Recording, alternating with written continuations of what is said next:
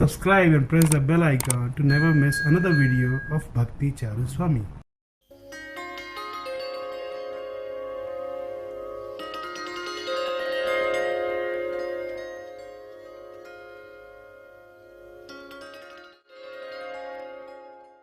नमः ओम विष्णुपदाय कृष्णपृष्ठाय भूतले श्रीमते भक्तिवेदांत स्वामी निधि नामिने नमस्ते सरस्वती देवे गौरवाचार्य निर्विशेष शून्यवादी पाश्चात्य। हरे कृष्णा श्री श्री ब्रह्म संहिता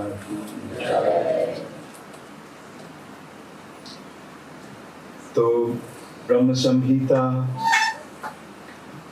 पहले 2 दिन जो हम चर्चा किए हैं याद है सब कुछ ना, क्या हमको फिर से बताना होगा? तो ठीक है, हम थोड़ा रिकैप कर लेते हैं। ब्रह्म संहिता क्या है? ब्रह्मा जी को जब दिव्य ज्ञान प्राप्त हुआ भगवान की कृपा से, तब ब्रह्मा जी वृंदावन उपस्थित हो गए, वृंदावन पहुंच गए। तो वहां उनका जो कुछ दर्शन हुआ उसका वर्णन कर रहे हैं, करना शुरू किया। कैसे क्या देखा ब्रह्मा जी? वृंदावन ऐसी एक जगह है जो जगह चिंतामणि से बना है। वृंदावन तो एक वन है, लेकिन उस वन के सारे वृक्ष हैं कल्पवृक्ष। वृंदावन में बहुत सारे गाय और गोलोक हैं, गाय के लोग हैं। सारी जगह गाय से भरा हुआ है, गौ के लोग।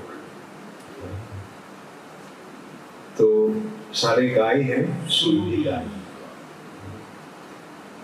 और वहाँ बहुत सारे गोपियाँ हैं, और सारे गोपी जो श्रद्धा पूर्वक संभ्रम के साथ भगवान को सेवा कर रही हैं, वो सारे गोपियाँ हैं लक्ष्मी देवी। लक्ष्मी सहस्र शत संभ्रम से। और वहाँ उनको भगवान को दर्शन हुआ। कैसे? एक नव किशोर, यद्यपि वो है आदि पुरुष, लेकिन उनको देखने में कैसा लगता है? 15-16 साल के लड़का जैसा। और बांसुरी बजा रहे हैं। और वो व्यक्ति, वो पुरुष इतना सुंदर है कि करोड़ों कामदेव उनके द्वारा मोहित हो गए।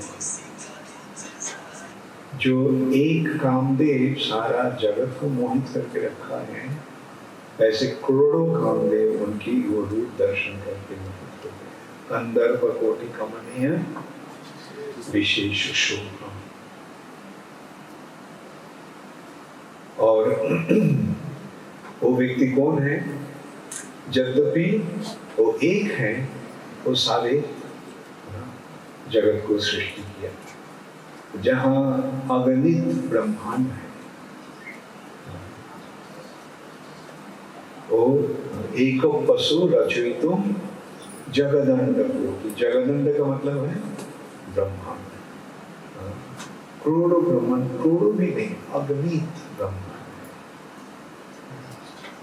सारे ब्रह्मांड, सारे जगत को सृष्टि कौन किया है? कोई एक परम पुरुष है। और उनको प्राप्ति इतना दुर्लभ है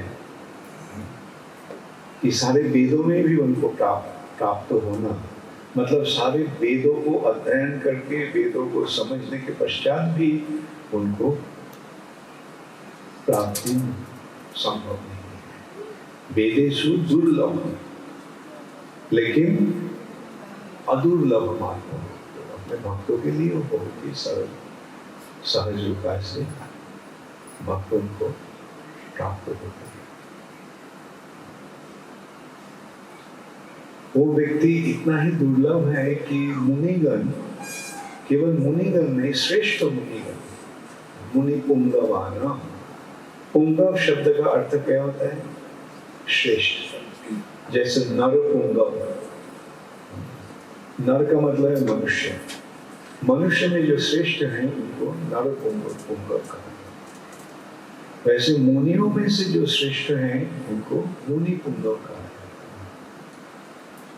और वो सारे मुनिगण, मुनि पुंगवगण, श्रेष्ठ मुनिगण जो मन की गति से भ्रमण कर सकते हैं। वायुरथापि मनुष्यो मुनि पुंगव, उनके लिए भी करोड़ों करोड़ों साल तक चलते हुए भी, भ्रमण करते हुए भी उनके चरण कमल के नख तक भी पहुंच नहीं पाते।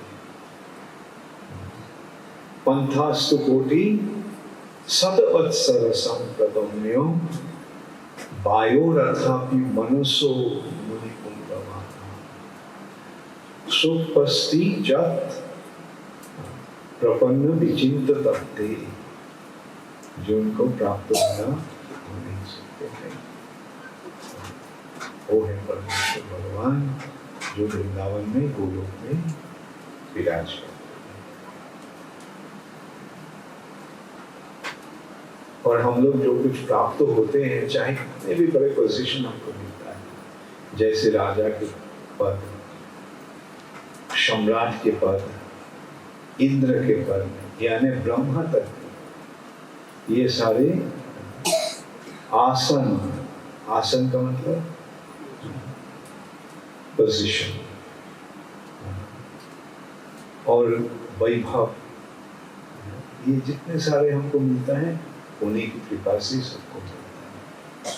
उनकी भावना से जब हम भावित होते हैं तो उनकी कृपा से हमको सब कुछ, सारे बड़े बड़े पद मिलता है।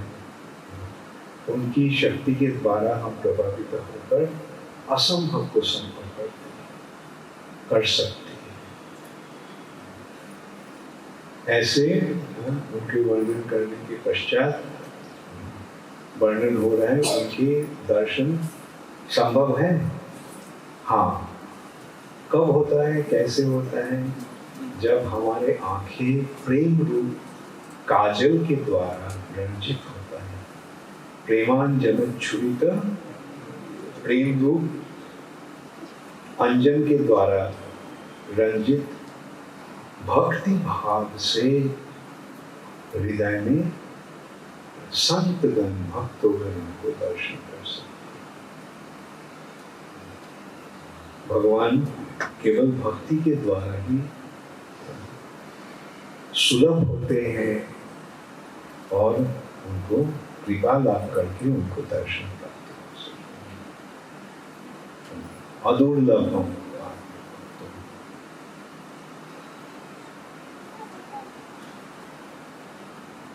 ये परमेश्वर भगवान रामादि मूर्ति शुकला नियमेन तिष्ठन्, राम, नृसिंह, वराह, जितने सारे अवतार हैं उनके अंश के अंश कला है। कला नियमेन तिष्ठन्, भागवतम में भी ऐसे वर्णन हुआ है। एते चांशो कला पुंस कृष्णस्तु भगवान स्वयं। ये सारे अवतारगण जो हैं सब भगवान के अंश और अंश के अंश कला है। लेकिन कृष्णस्तु भगवान स्वयं, स्वयं भगवान है श्री कृष्ण।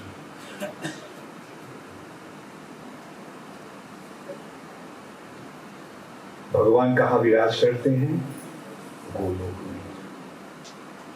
गोलोक का मतलब है क्या है? गौलोक, गाय के लोक। ये एक बहुत बहुत इम्पोर्टेंट विचार है। गाय क्यों हमारे लिए इतने जरूरी है?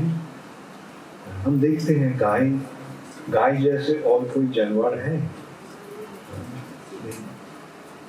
जो कुछ नहीं लेते हैं, बल्कि कितने कुछ देते हैं। गाय क्या लेती है? थोड़ा घास, और घास का दुनिया में घास का अभाव है, केवल रेगिस्तान में ही अभाव है, लेकिन हर जगह ये घास तृण केवल घास खाती है। और क्या देती है? दूध देती है जो अमृत है। इस सिलसिले में एक कहानी है। एक बार अकबर बीरबल को पूछा, बीरबल सबसे बेहतर दूध क्या है? बीरबल बताया भैंस के। अकबर पूछा, भैंस? मैं तो सोचा था कि गाय के दूध सबसे बेहतर। उन्होंने गाय का दूध नहीं है, गाय का दूध अमृत है। गाय जो देती है वो दूध नहीं है, वो अमृत है। इतना ही महत्वपूर्ण है ये गाय की दूध। और गाय केवल क्या दूध देती है? गाय का जो गोबर होता है वो सबसे बढ़िया फर्टिलाइजर होता है। सबसे बड़ी विदेशों में भी मानते हैं। और गोमूत्र सबसे बेहतर दवाई है।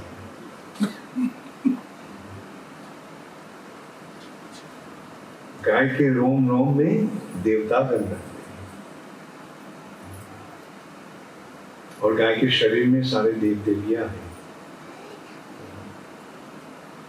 और लक्ष्मी देवी के स्थान कहाँ है? गाय के पिच की तरह। At the time that you stay at the cow's tail. ये गाय इतना ही महत्वपूर्ण है। इसलिए गाय भगवान के इतने प्यारे हैं, या गाय, चूंकि गाय भगवान के इतने प्यारे हैं, इसलिए गाय इतनी महत्वपूर्ण है।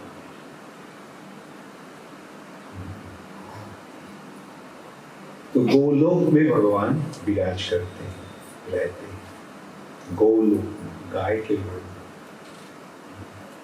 हम अगर सोचते हैं कि पृथ्वी है मनुष्य लोक, मनुष्य के स्थान है ये पृथ्वी, और वो जगह गाय के लिए है। और वहां जो रहते हैं उनकी ऑक्यूपेशन क्या है? गाय को रखवाला, ग्वाल, गोप और गोपी। उनका केवल ऑक्यूपेशन एक ही है, गाय को देखभाल करना। वह सब गाय का ही देखभाल कर रहे हैं गोलोक में। और वहां भगवान विराजमान है किस रूप में? गोपाल के रूप में, गोविंद के रूप में। ये है आध्यात्मिक जगत के जो सर्वश्रेष्ठ स्थान है, जहाँ परमेश्वर भगवान विराज करते हैं, वो स्थान का महत्व है। और गोलोक को नीचे क्या है? एकदम नीचे है ये भौतिक जगत, जो देवी की स्थान है, माया की स्थान है, महामाया की स्थान। स्थान मतलब महामाया रखवाली। गोलोक नामने निज धामनी तले च तस्य, उसके नीचे देवी महेश परिधाम।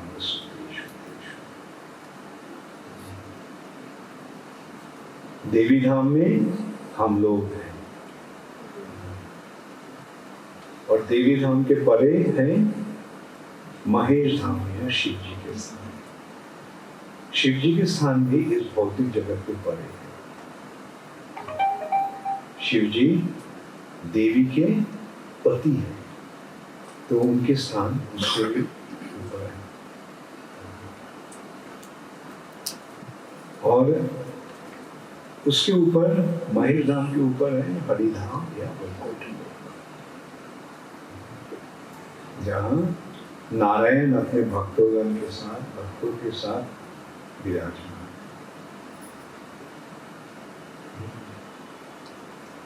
देवी महेश हरिधाम तत्पश्चात वर्णन हो रहा है। देवी क्या करती है? सृष्टि स्थिति प्रलय साधन शक्ति।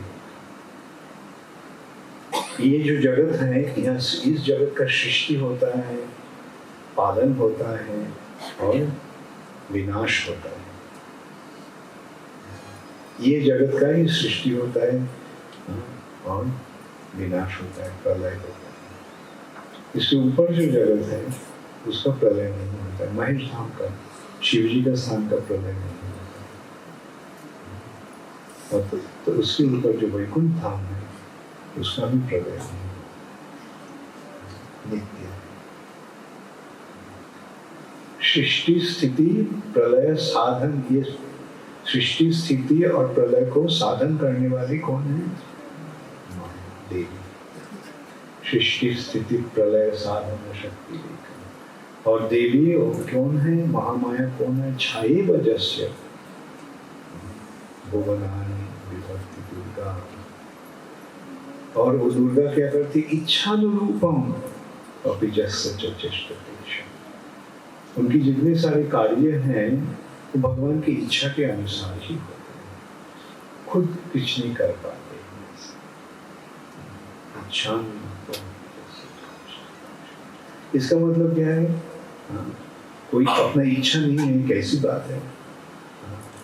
खुद कुछ सोच नहीं समझते। इसका मतलब ये है कि भक्तगण भगवान की इच्छा के अनुसार ही सब कुछ करते हैं। जो भक्त हैं वो भगवान के चरण कमल में अपने आप को समर्पण कर दिया, तो उनका कोई स्वातंत्र रहता है? नहीं। इसका मतलब है भगवान के हाथ में उन्होंने पुतली बन जाते हैं। जैसे पपेट डांस नचाते हैं, भक्तगण भगवान की इच्छा के अनुसार नाचते हैं। जैसे प्रभुपाद लिखे थे अमेरिका जाते समय, नाचाओ नाचाओ प्रभु नाचाओ शिव, हमको वैसे नचाइए, आप जैसे चाहते हैं। आप हमको यहाँ लाए हैं, पता नहीं है क्यों लाए हो, क्योंकि इस जगह में क्या मैं करूँगा। यहाँ के सारे आदमी रजोगुण और तमोगुण में फंसे हुए, भगवान के बारे में न तो कुछ जानकारी है न तो जानने का इच्छा भी है। ये भौतिक जगत को आस्वादन करने के लिए, भौतिक जगत को एक्सप्लॉइट करने के लिए सब मगन है। ये लोग क्या मेरा बातें सुनेंगे? लेकिन चूंकि आप ये हमको यहाँ लाए हैं तो जरूर कुछ आपका कुछ एजेंडा है, आपका कुछ काम है। आशी किछु कार्य तब यही अनुमाने नहे केनो आने बेन यही उपरस्थान। जरूर आपका कुछ कार्य है, उद्देश्य है, नहीं तो ये ऐसे उग्र स्थान में आप क्यों हमको लाएंगे? यह है भक्तों के मनोभाव। और जो भक्तों के मनोभाव, जो भक्त नहीं है उनका क्या होता है? वो भी काठपुतली है, लेकिन वो अपने कर्म के अनुसार नाचते हैं, कर्म के अनुसार। जैसा कर्म है उसके अनुसार उसका फल मिल रहा है। तो ऐसे ही हम देखते हैं जीव को ऐसे ही स्वतंत्र नहीं है, चाहे वो भगवान के दास बनेंगे नहीं तो माया के दास बनेंगे। माया के दास का मतलब क्या है? जैसे जैसे काम करोगे उसके अनुसार सजा मिलेगा। अगर कुछ सही काम करोगे तो थोड़ा बहुत इनाम मिलेगा, लेकिन ये जगह सजा भोगने का, दंड भोगने का जगह। तो ऐसे वर्णन कल तक मैं किया था ना, इसका चर्चा। लास्ट वर्ष क्या किया था? दीपार्चिदेव दशांतरम। अच्छा, ये थोड़ा सा हम विचार कर देखते हैं। शिव जी, माया का तो बारे में वर्णन हुआ है। माया क्या करती है? देवी क्या करती है? दुर्गा देवी सृष्टि, स्थिति और संहार, प्रलय साधन करती है। लेकिन अच्छा, और शिव जी क्या करते हैं? शिव जी कौन है? शिव जी भगवान का ही अंश है, भगवान का ही अवतार है। कौन सी अवतार? गुणावतार। और भगवान और शिव जी में संपर्क क्या है? भगवान और शिव जी में जैसे दूध दही बन जाता है, वैसे ही कोई विशेष कार्य संपादन करने के लिए शिव जी भगवान संभूतामपि तथा समुपैति, संभू के रूप में प्रकट हुए, शिव जी के रूप में प्रकट हुए। शिव जी जीव नहीं है। एक तो है विष्णु तत्व और एक है जीव तत्व।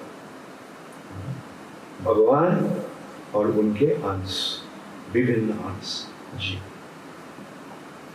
शिव जी का जो स्थिति है वो न तो जीव और न तो विष्णु तत्व,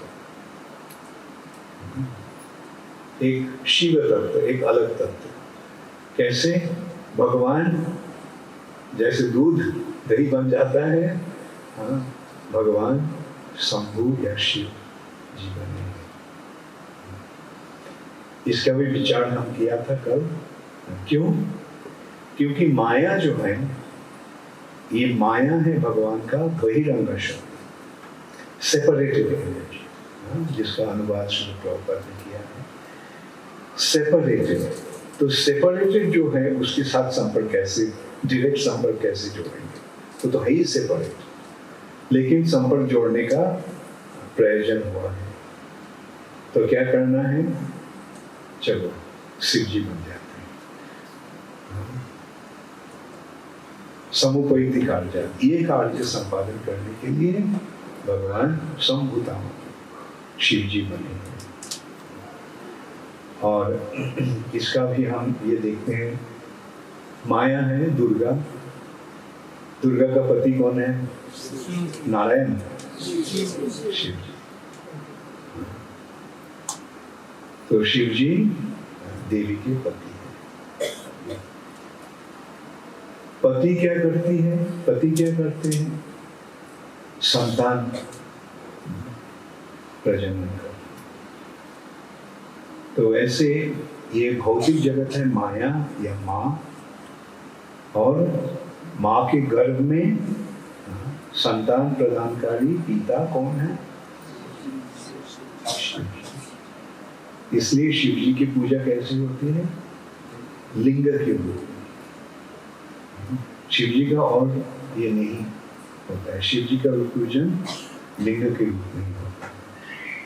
शिव जी का जो रूप है उसका पूजन नहीं होता है। जितने सारे ज्योतिर्लिंग हैं, जैसे ये एक ज्योतिर्लिंग है काशी विश्वनाथ, यहाँ क्या शिव जी का मूर्ति है?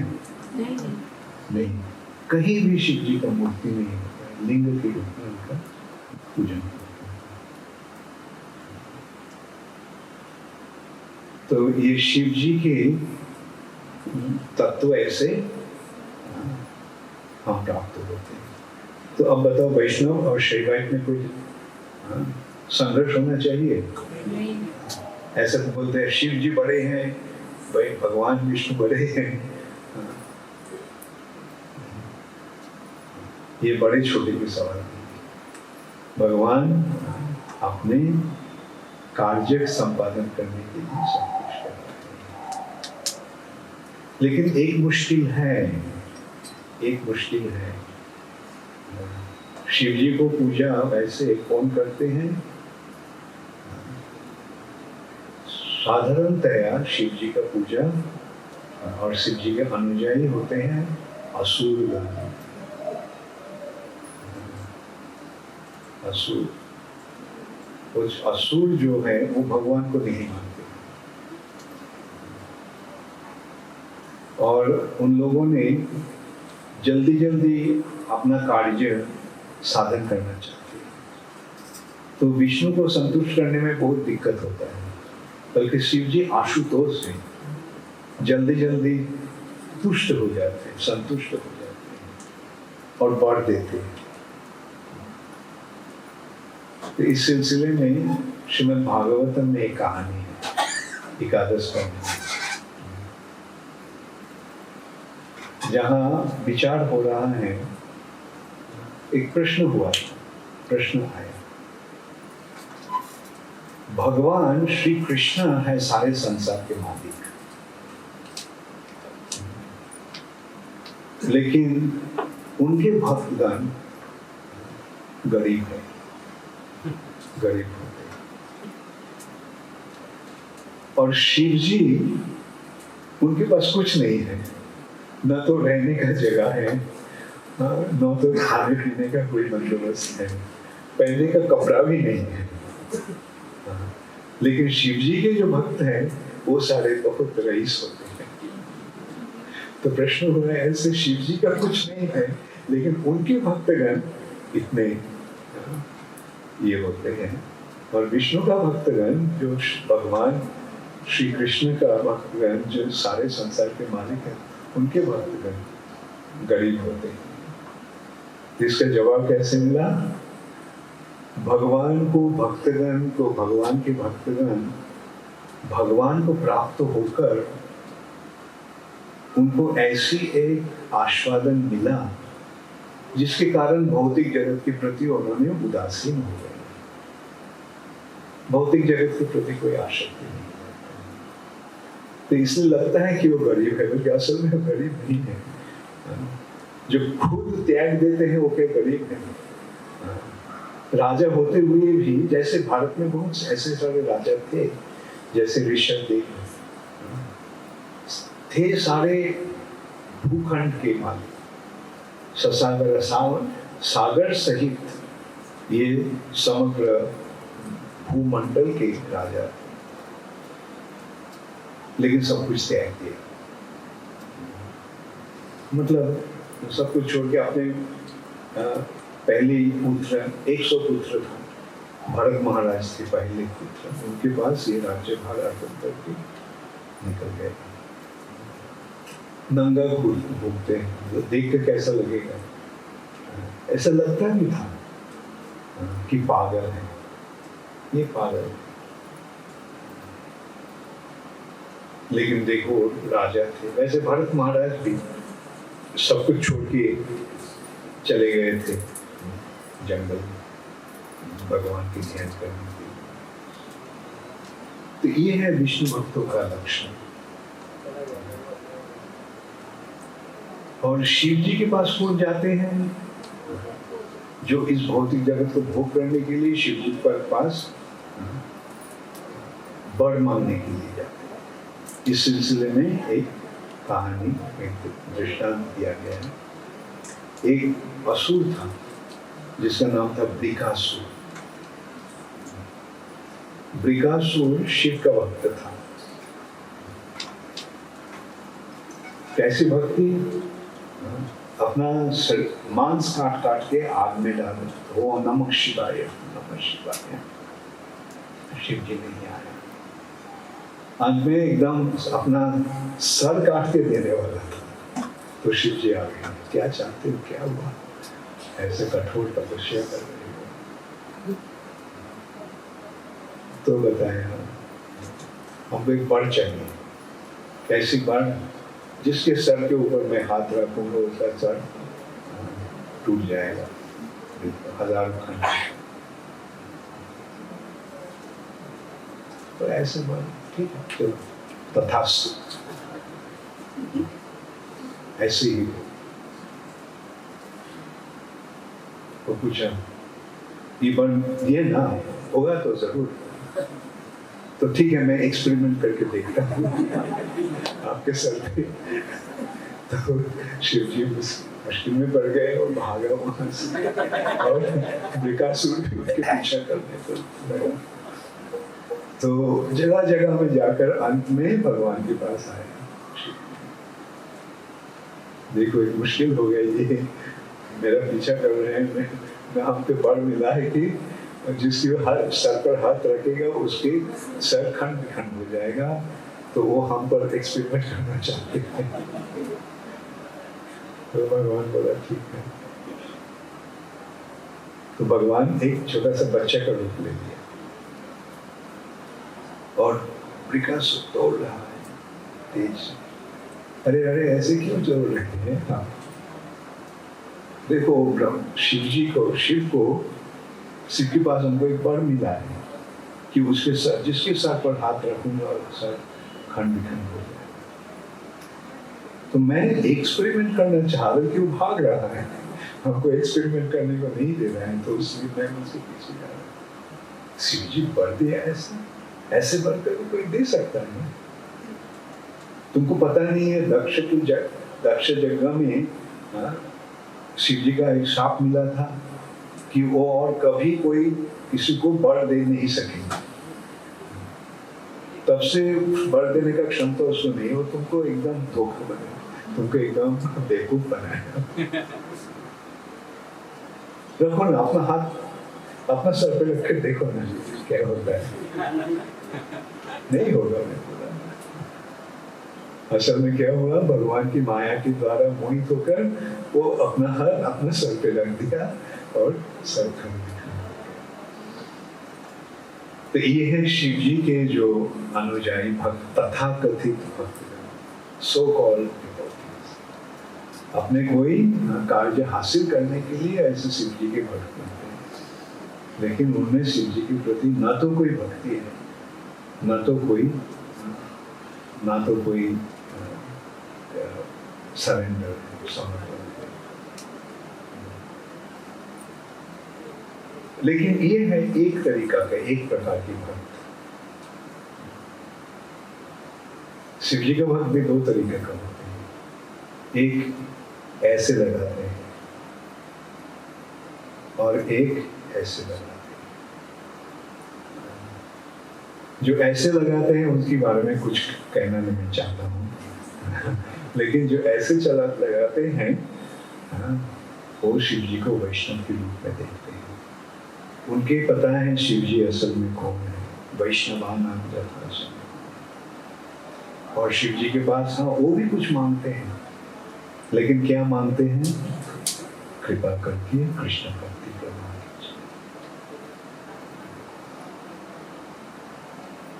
कृपा करके भक्ति प्रदान कीजिए, ताकि हम कृष्ण के सेवा में एकदम अपने आप को समर्पण कर सकते हैं। ये है सही शिव। और वैसे शिव भक्त जब शिव मंदिर में जाते हैं तो शिव जी बहुत प्रसन्न होते हैं। चलो एक भक्तों का संग मिल गया है।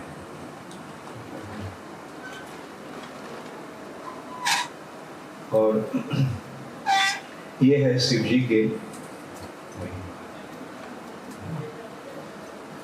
और तत्पश्चात हरिधाम सुतेषु तेषु हरि दीपार्चिदेव हि दशांतरम अप्रुपेत्य। अवतारगण कौन है? भगवान का ही प्रकाश।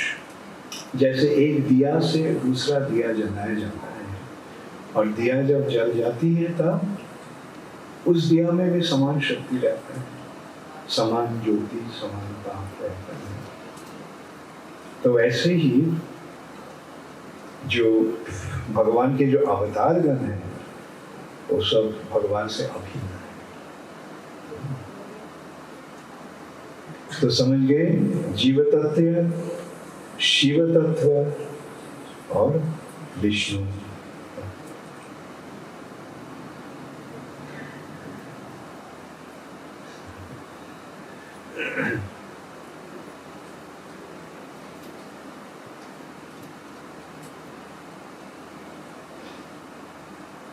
अच्छा, इसके बाद वर्णन हो रहा है महाविष्णु के बारे में। जा कारणर्णव जले भजति स्म जोगा, निद्राम अनंत जगदंत स्वरूप आधार शक्तिम अवलंब परां स्वमूर्ति गोविंदम आदि पुरुषम तमानं भजामि। विष्णु, विष्णु कौन है? विष्णु जब भगवान जब इस भौतिक जगत को सृष्टि करने में युक्त होते हैं तब भगवान विष्णु के रूप में। विष्णु, पहले विष्णु कौन है? महाविष्णु, जो कारण सागर में रहते हैं। जब कारण नगर जले भजति स्म, और वहाँ क्या? जोग निद्राम अनंतम, उन्होंने जोग निद्रा में लेटे हुए। ये है विष्णु का विशेषता। इस भौतिक जगत सृष्टि करने के लिए भगवान आते हैं, बल्कि भौतिक जगत में सक्रिय नहीं होते।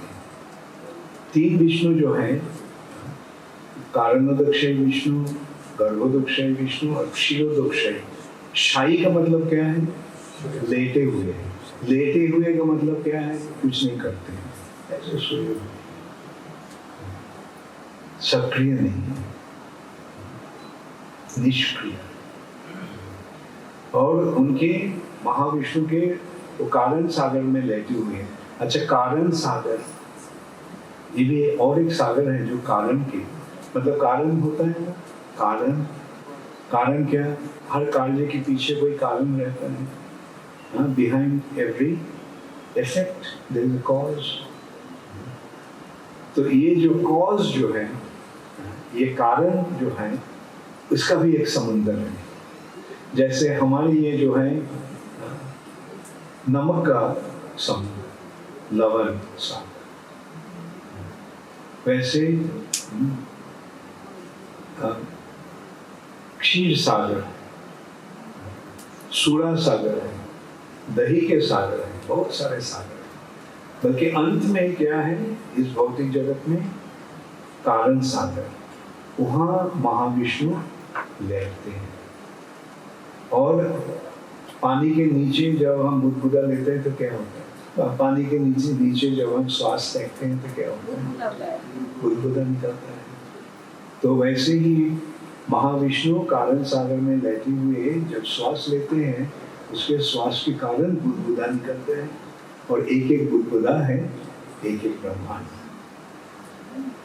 और भगवान क्या केवल, हम क्या केवल नाक से ही और मुंह से ही श्वास लेते हैं? नहीं, रोम रोम से हम श्वास लेते हैं। रोम अपूर्व, रोम, भगवान के रोमकूप से भी ब्रह्मांड निकल रहा है। कारणर्णव जले भजति स्म जोगा, निद्राम अनंतम अशेष, निद्राम अनंतम जगदंड सरोमकूप। रोमकूप से जगदंड मतलब ब्रह्मांड। तो इस सिलसिले में एक विचार भी है, ब्रह्मांड कितनी है? मैं बोला ना पहले कि करोड़ों करोड़ों ब्रह्मांड है, लेकिन करोड़ों करोड़ों भी नहीं। देखो भगवान का शरीर क्या सीमित है? ये असीम है। भगवान का शरीर असीम है। तो असीम शरीर में कितने रोमकूप हैं? असीम रोमकूप। तो रोमकूप से जो ब्रह्मांड निकलते हैं उसकी संख्या कितनी है? असीम। तो ये जगत भी असीम है, ये भौतिक जगत भी असीम है।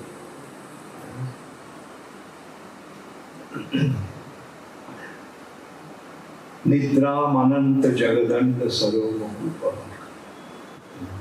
आधार शक्ति अवलंब पराम स्वमूर्ति। ऐसे उनके आधार आश्रय शक्ति को अवलंबन करके भगवान इस जगत को सृष्टि कर रहे हैं। अंतहीन असीम असंख्य ब्रह्मांड इस जगत में है, और उसको सृष्टि करने वाला कौन है? जो गोविंदम आदि पुरुषम। भगवान श्वास लेते हैं, जस्वैक निश्चित कालम अथावलंब जीवंती लोम विलजा जगदंड नाथा। जगदंड का मतलब क्या मैं पहले बताया था, जगदंड का मतलब है ब्रह्मांड, और जगदंड नाथा मतलब ब्रह्मांड के नाथ कौन है? ब्रह्मा। और ब्रह्मा जी के आयुष्काल कितने तक है? हमारे विद्यार्थी तो हमको पता है ना, ब्रह्मा जी का 1000 चतुर्युग से ब्रह्मा जी का एक दिन होता है। इस विचार से 1000 चतुर्युग, सत्ययुग, त्रेता युग, द्वापर युग, कलियुग, 1000 साल चतुर्युग से ब्रह्मा जी का एक दिन होता है। उस हिसाब से महीना, साल, 100 साल तक ब्रह्मा जी जीते हैं। ये तो हमारा विचार है। और उस तरफ से जब विचार करते हैं तो क्या होता है? जश्यैक निश्चित कालम अथावलंब जीवंती। जीवंती मतलब जीते हैं, जिंदा रहते हैं। कौन? जगदंड नाथा,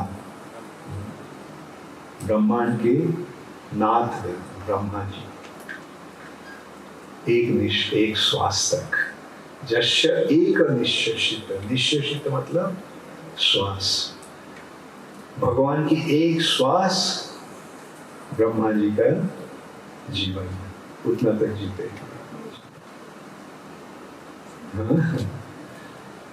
और ब्रह्मा जी का जो ये भौतिक जगत को सृष्टि करने का इतने सारे शक्ति जो मिल रहा है, कैसे मिल रहा है?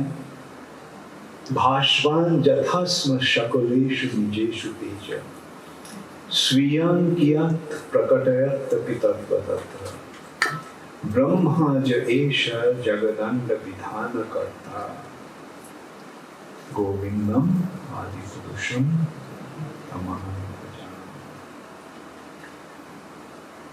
भास्वान जथा अस्म सकलेषु,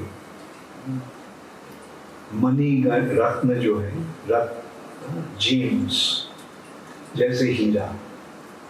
हीरा में ज्योति है। हीरा का ज्योति कैसे मिला है? पता है किसी को? हाँ, श्रीनाथ जी में जलता है हीरा। क्या है? कहाँ से? सूरज के प्रकाश से। Should we discuss a little bit about that? The trees are taking the energy from the sun. अच्छा, और उसके कारण पेड़ में, लकड़ी में दाही का शक्ति होता है, जो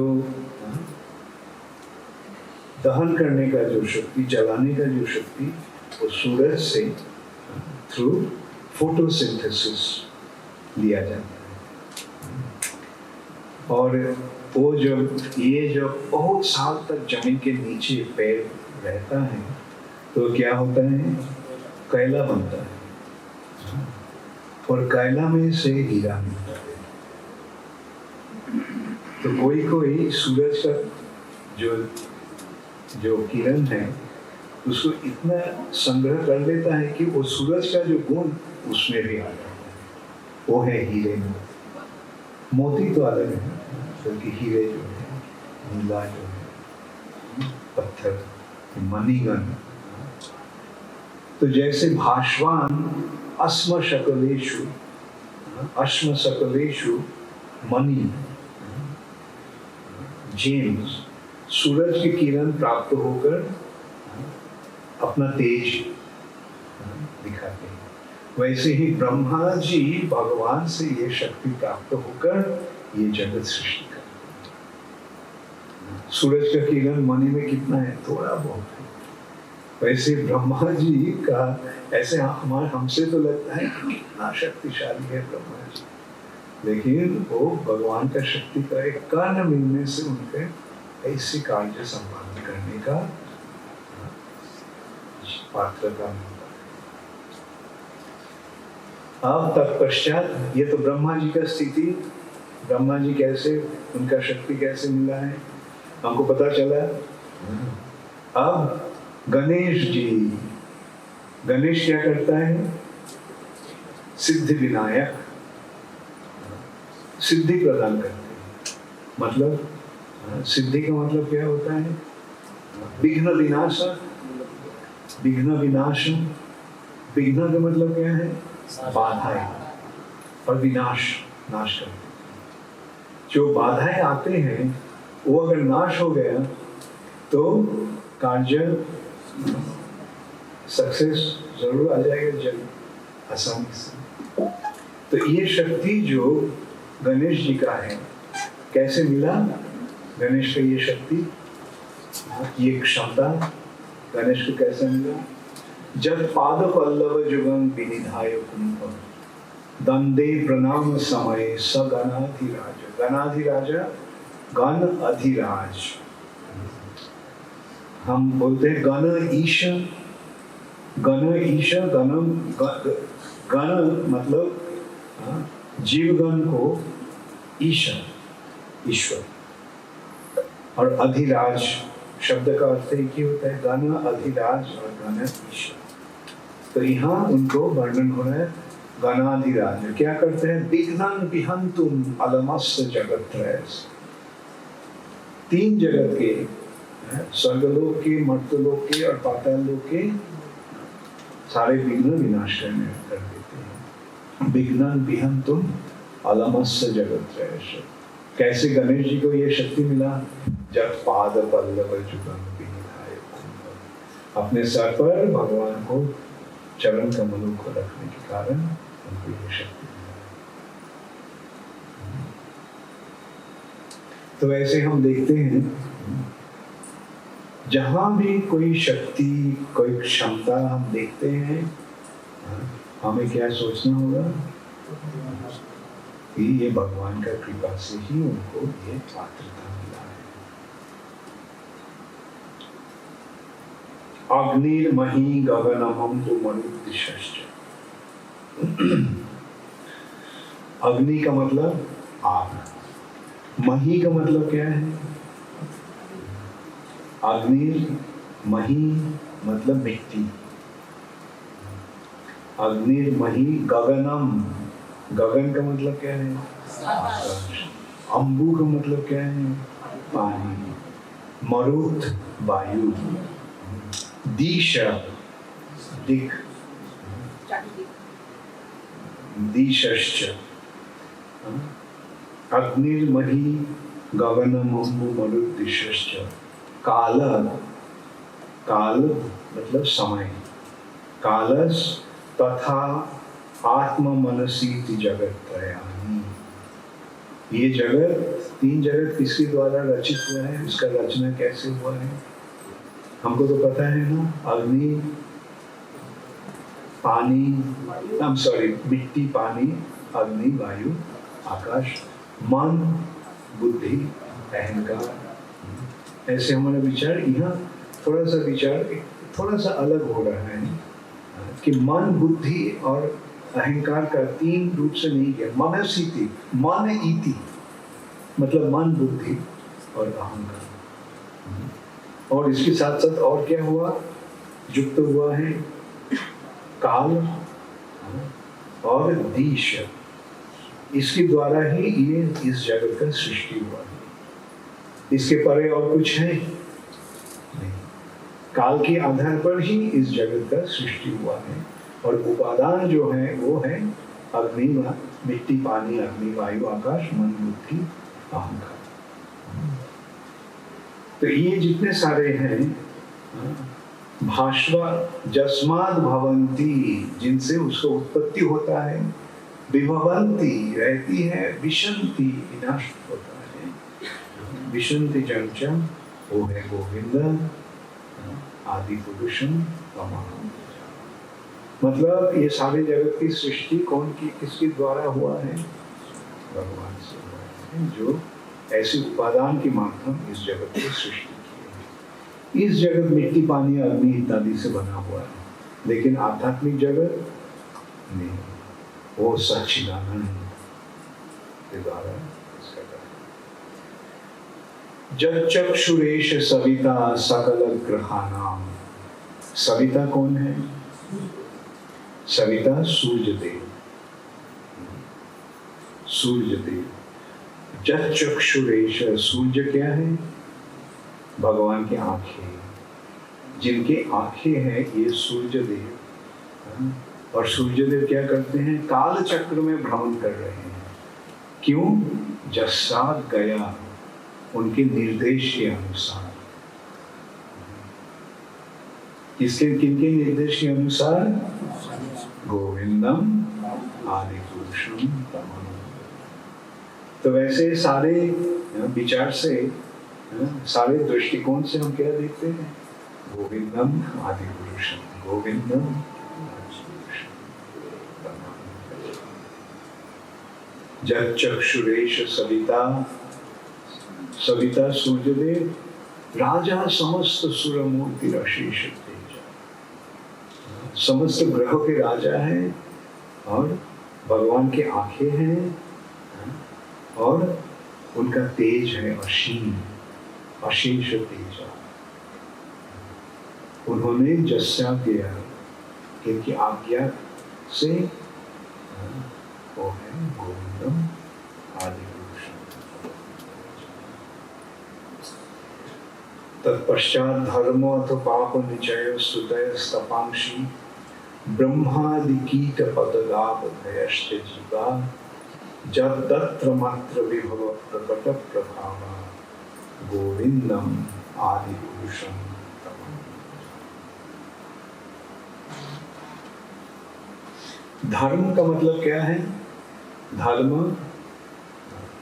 भगवान के निर्देश के अनुसार जो कार्य वो है धर्म। धर्म है भगवान के दिया गया कानून। भगवान जो कानून देते हैं वो है धर्म। उस कानून के अनुसार जब हम कार्य करते हैं तो वो है पुण्य, सही काम। और उसका कानून तोड़कर जो होता है वो क्या है? पाप।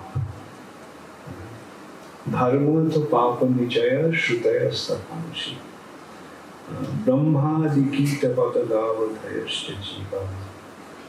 ब्रह्मा से लेकर जो क्षुद्र जीव सबको ही ये जो कानून और ये जो अरेंजमेंट भगवान किया है, कर्म के अनुसार फल भोगना, सबको भोगना पड़ता है। इस भौतिक जगत में ब्रह्मा जी से लेकर सबको ही अपने कर्म के अनुसार फल भोगना पड़ता है। जब तत्र मात्र विभव प्रकट प्रभाव। अच्छा, इसको अनुवाद हम देख लेते हैं।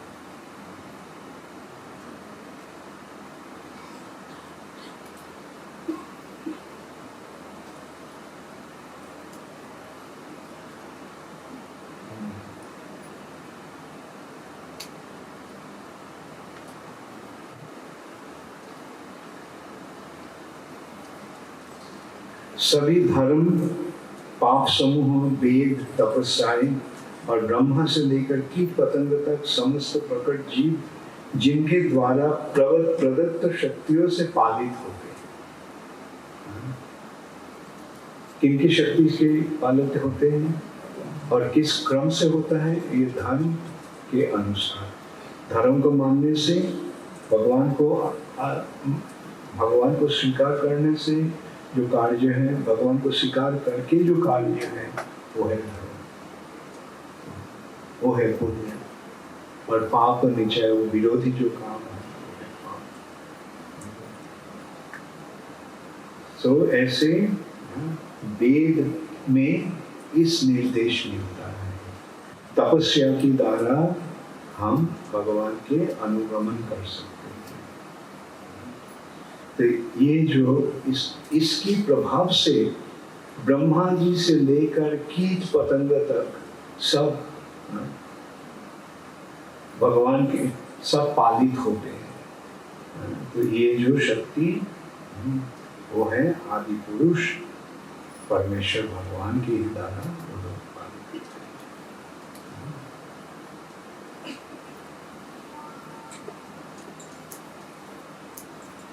जस्तिन्द्र गोपमथवेन्द्र महस्सकर्मा बंधान रूप फल भाजन मातनोति कर्माणि निर्दहति किंतु च भक्ति भाजा गोविंदम आदि पुरुषम तमाम भाजा। इंद्रगोप है एक बहुत छोटे से कीड़े, इंद्रगोपम, जस्तिन्द्र गोपम अथवेन्द्र महस्सकर्मा बंधन रूप फल भाजन आत्म, अपने कर्म के फल के अनुसार अपनी सब उसका फल प्राप्त हो रहे हैं, अपने कर्म के अनुसार सबको फल मिल रहा है। इसका आयोजन किसके द्वारा हुआ है? गोविंदम आदि पुरुषम। जं क्रोध काम सहज प्रणय आदि भीति वात्सल्य गुरु गौरव से प्रभावई संचिंत तस्य सदृशी तनुमापुरेति गोविंदम आदि पुरुषम।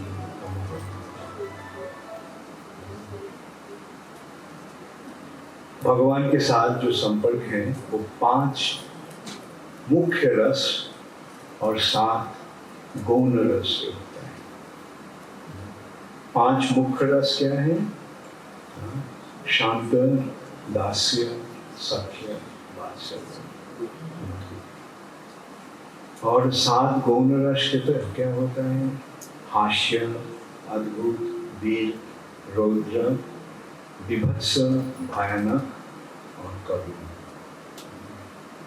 तो ये 12 रस जो है, जैसे क्रोध एक रस है, हास्य, अद्भुत, वीर, रौद्र। रौद्र जो है रस, उसकी वो क्रोध के रूप में प्रकाश होता है। क्रोध, काम, काम, सहज प्रणय आदि भीति, भीति, प्रणय, प्रीति, वात्सल्य रस, मोह, गुरु गौरव से प्रभाव। ये जितने सारे रस है, संचिंत तस्य, ये रसों के द्वारा जो भगवान को सेवा करते हैं, भजन करते हैं, सेवा करते हैं, भक्ति करते हैं, तदृशी तनुमापुरेति, भगवान की जैसे शरीर उनको मिल जाता है। भगवान के शरीर कैसी है? सच्चिदानंद स्वरूप। तो वैसे भक्ति के द्वारा ये रसों की माध्यम जो भक्ति अनुशीलन होता है, भक्ति संपादन होता है, उसके फल स्वरूप भगवान जैसे सच्चिदानंद स्वरूप जीव प्राप्त हो सकते हैं, जिनकी कृपा से वो गोविंदम आदि पुरुषम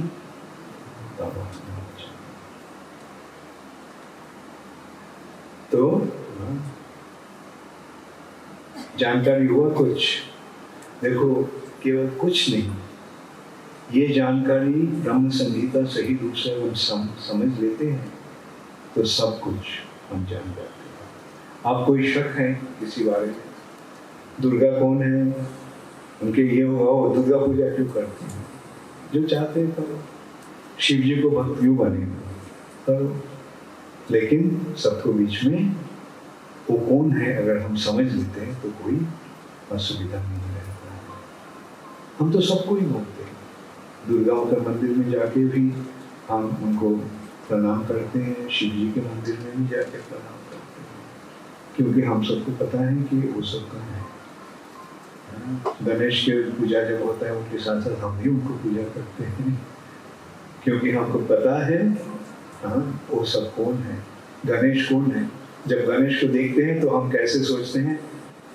गणेश के सिर पर भगवान के चरण कमल रखे हुए हैं। गणेश भगवान के चरण कमल अपने सर पर रख के अपना कार्य कर रहे हैं। देवी भगवान की इच्छा के अनुसार काम कर रहे हैं।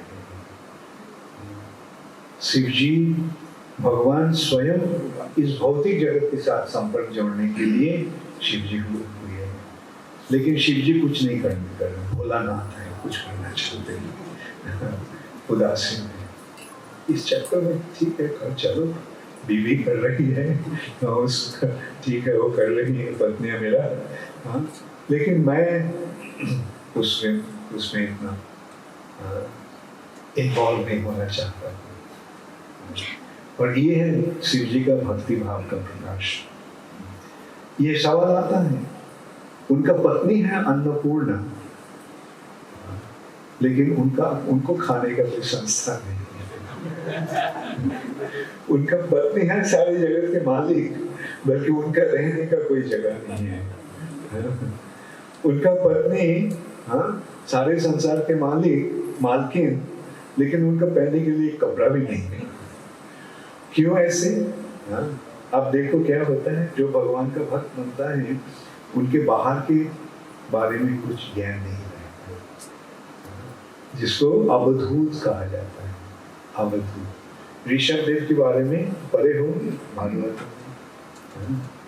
वैसे पागल जैसे नंगा जैसे घूम रहे थे। क्यों? सुखदेव गोस्वामी नंगा घूम रहे हैं, तो लोगों को दिखाने के लिए कि मैं कितने त्यागी हूं कि मैं कपड़ा भी नहीं पहनता हूं। बाहर का कोई चेतना उनका नहीं है, बाहर क्या हो रहा है चिंतन नहीं है, क्योंकि अपने दिल में संत सदैव हृदयेषु विवर्तयन्ति, अपने हृदय के अंदर भगवान को दर्शन करके इतने ही मशगूल हो गए हैं कि बस और कोई चेतना नहीं बाहर।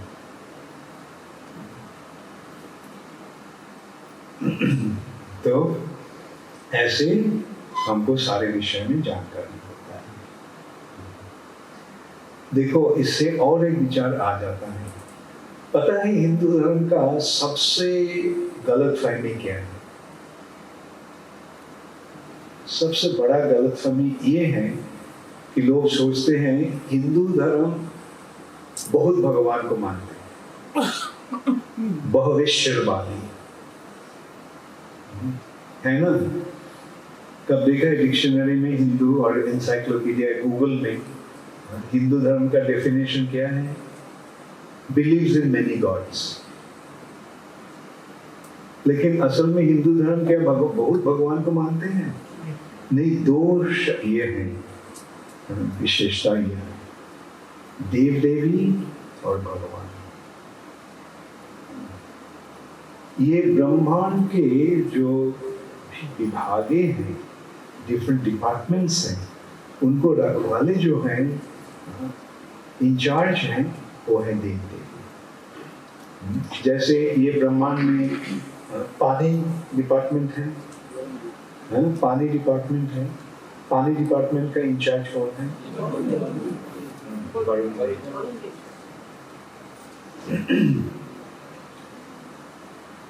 विंड डिपार्टमेंट है कौन? पवन देव। आग डिपार्टमेंट है अग्नि देव। वैसे एजुकेशन डिपार्टमेंट है सरस्वती देवी। फाइनेंस डिपार्टमेंट है लक्ष्मी देवी। कुबेर है बैंकर, फाइनेंस डिपार्टमेंट का मालिक नहीं, बैंकिंग डिपार्टमेंट का मालिक। तो ये सारे ब्रह्मांड के जो विभागे हैं, उसको जो इंचार्ज है वो है देव देवी, है ना। हर ब्रह्मांड में ऐसे सेट ऑफ देव देवी है। जैसे यूपी में आया, यूपी गवर्नमेंट का डिपार्टमेंट है। मध्य प्रदेश में गया, वहाँ का गवर्नमेंट का डिपार्टमेंट है ना। भारत के में आया, डिपार्टमेंट्स हैं, और हर डिपार्टमेंट का इंचार्ज है। अमेरिका में गया, डिपार्टमेंट का इंचार्ज है। वैसे ब्रह्मांड को देखा, उसका इंचार्ज है डिफरेंट डिपार्टमेंट्स। और हर ब्रह्मांड में ऐसे विभिन्न डिपार्टमेंट्स हैं। जितने सारे मैं बताया था कुछ पहले कि अंतहीन ब्रह्मांड है, और हर ब्रह्मांड में सेट्स ऑफ देव देवियां हैं। तुम और कोई ब्रह्मांड में जाओगे, देखोगे वहां भी पवन देव है, वरुण देव है, इंद्र देव है, चंद्रदेव है, अग्निदेव है, सरस्वती देवी है, लक्ष्मी देवी है, सब। लेकिन सारे संसार को सृजन करने वाला कौन है? तो देव देवी और भगवान में कोई अंतर है? देव देवी अनेक हैं, लेकिन भगवान कितने हैं? एक है। तो हिंदू धर्म क्या बहुत बहुत बहुत भगवान को मानते हैं? ये एक भगवान को मानते हैं। बल्कि आजकल क्या हो रहा है, सब हिंदू लोग बोलते हैं कि हम बहुत बहुत, उनमें कोई अंतर नहीं है। दुर्गा, काली, शिव, गणेश, नारायण, विष्णु सब एक है। चलो डेमोक्रेसी हो और केवल कम्युनिज्म होना बाकी है। हिंदू धर्म का ये बड़ा गलत है और इसको सुधार कौन रहे हैं? मैं तो बोलूंगा इस्कॉन केवल सुधार रहे हैं। सही ज्ञान केवल इस्कॉन ही दे रहे हैं। तो बड़े बड़े पंडित हैं, उनको कुछ भी ज्ञान नहीं है। वैसे नाम है बड़े पंडित, बल्कि असल में बेवकूफ है सब। वेद का कुछ भी ज्ञान उनको नहीं है। वेद का असल उद्देश्य क्या है, उस बारे में कुछ भी ज्ञान उनका नहीं है। असल बात है ये। इसलिए हम बोलूंगा कि आप लोगों को जो ये ज्ञान मिल रहा है, इस ज्ञान को प्रचार करते रहे, सबको समझाइए। सब बेवकूफ बन गए हैं यहाँ। क्यों? क्योंकि असल ज्ञान उनको नहीं है। तो असल ज्ञान देना चाहिए सबको। और अगर आप इस्कॉन के साथ युक्त होना चाहते हैं तो ये कर्तव्य आपको पालन करना है। हरे कृष्ण। तो अब अंत में क्या हो रहा है, लास्ट श्लोक जिसका वर्णन पहले हो चुका। श्रिया कांता कांत परम पुरुष। श्रिया, श्री का श्री कौन है? लक्ष्मी देवी। श्रिया है कांता।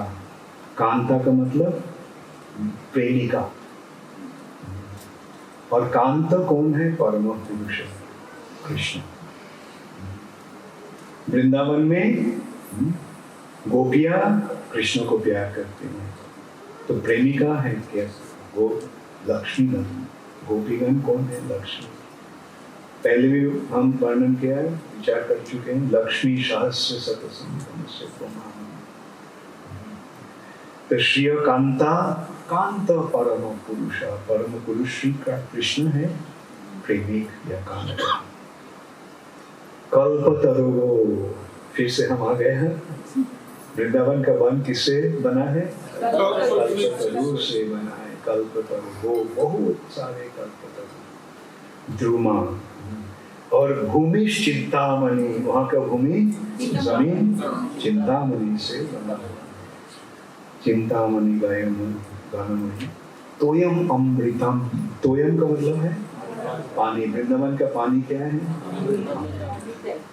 तोयम, वहां के पानी है अमृत।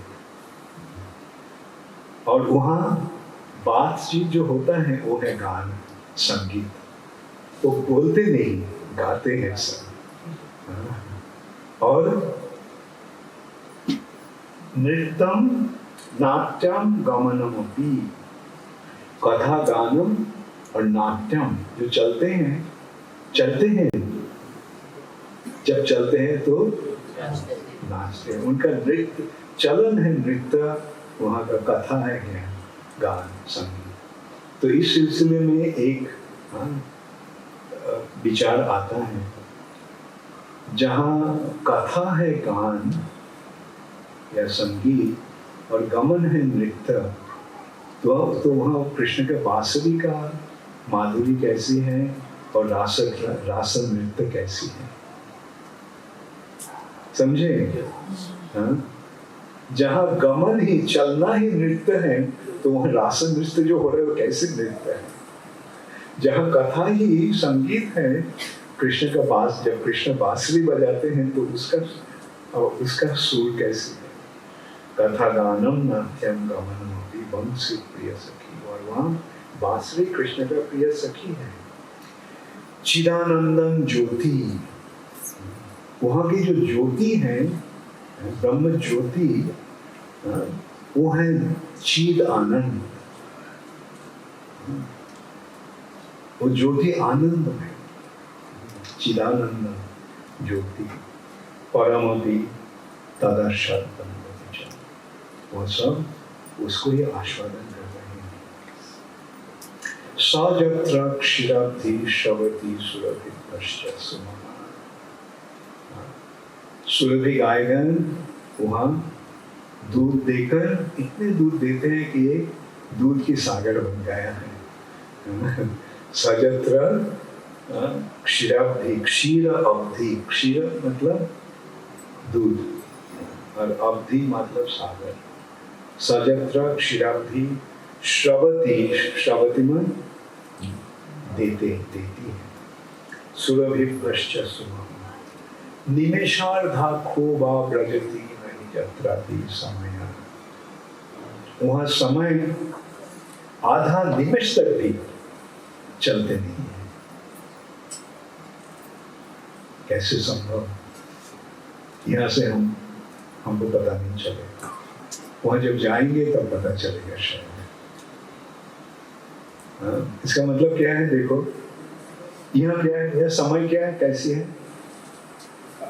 समय चल रही है। सा कहने के पहले ही बस सा चला गया। भविष्य से अतीत में चला गया। वर्तमान का भ कहने के पहले ही बस अतीत में चला गया। तो यहाँ समय कैसा है? हर समय चल रही है। इसलिए ये है जगत, गच्छति इति जगत, ये सब कुछ चल रहा है, बल्कि वहाँ समय चल नहीं रहा है। सब प्रेजेंट में फिक्स हो गया है, नित्य वर्तमान। देखो यहाँ वर्तमान नहीं है, बट जैसे मैं बताया वर्तमान के बा कहने के पहले ही भविष्य से अतीत में चला गया। वर्तमान है, वर्तमान एक इम्प्रेशन है, लेकिन वहाँ नित्य वर्तमान, सब कुछ एकदम वर्तमान, और भविष्य और अतीत जो है वो एक इम्प्रेशन जैसे। उस बारे में मैं कुछ कहना नहीं चाहता हूँ, क्योंकि हमको भी पता नहीं है, हमको भी नहीं, हमको बिल्कुल पता नहीं है। जैसे मैं बताया कि जगह अगर हम वहाँ जब जाएंगे तब शायद पता चलेगा कैसे। निमेषार्धा खोबा, निमेष का मतलब क्या है? आंखें को जो पत्ता गिरता है बंद होकर खुल जाते हैं, उसको निमेष कहते हैं। अर्ध का मतलब आधा निमेष, वहाँ समय नहीं चलता। निमेषार्धा खोबा ब्रजति नहीं जत्रापि समय।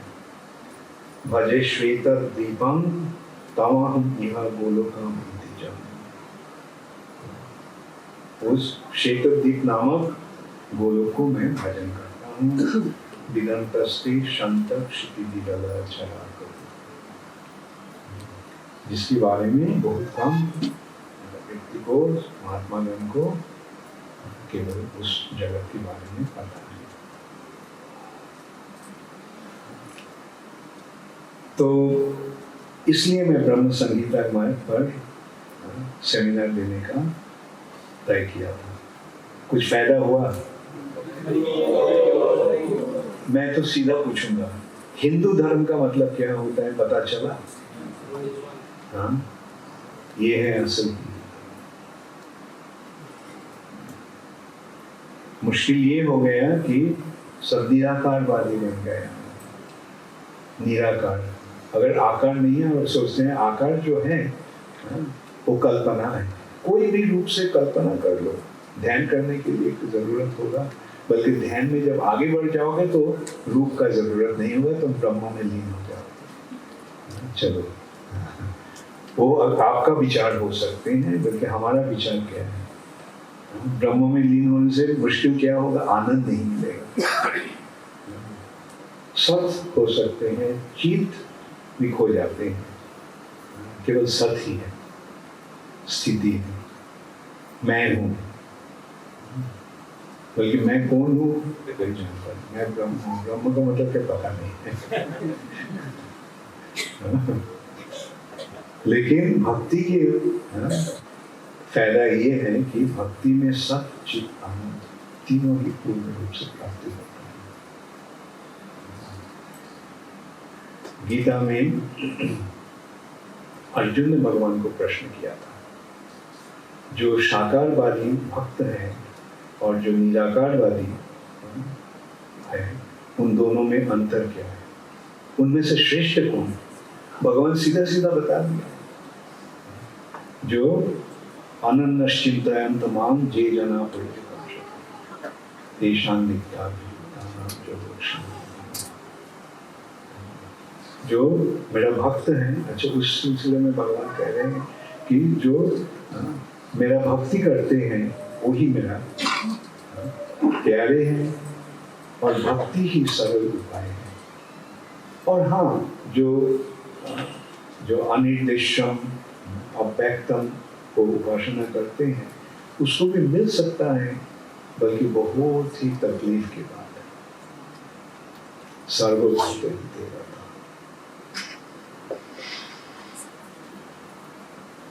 ओके, हरे कृष्णा। कोई प्रश्न है किसी को? Yes, give the mic.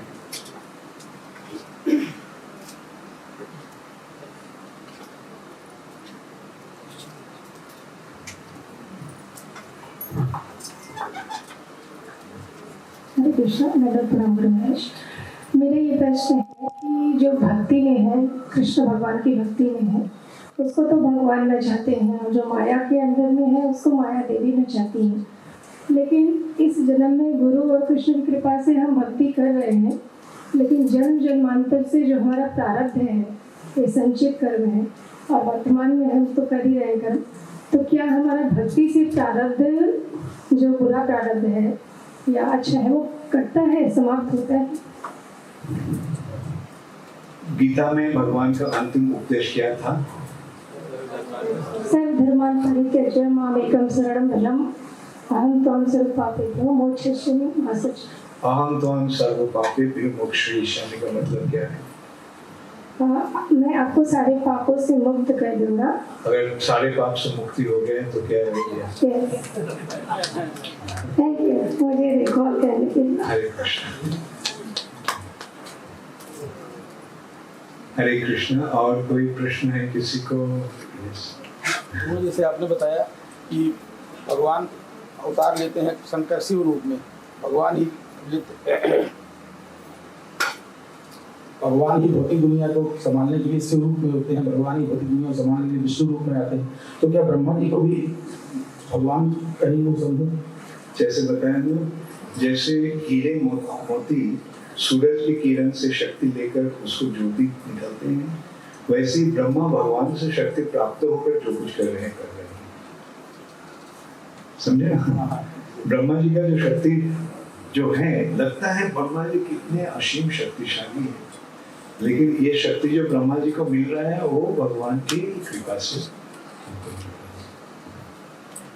Ganesh का जो शक्ति है ये तो काफी बड़ा शक्ति, तीनों जगत के, जगत के जो जितने सारे विघ्न हैं उसको हटा देते हैं।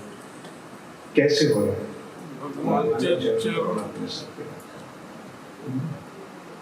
Yes, okay.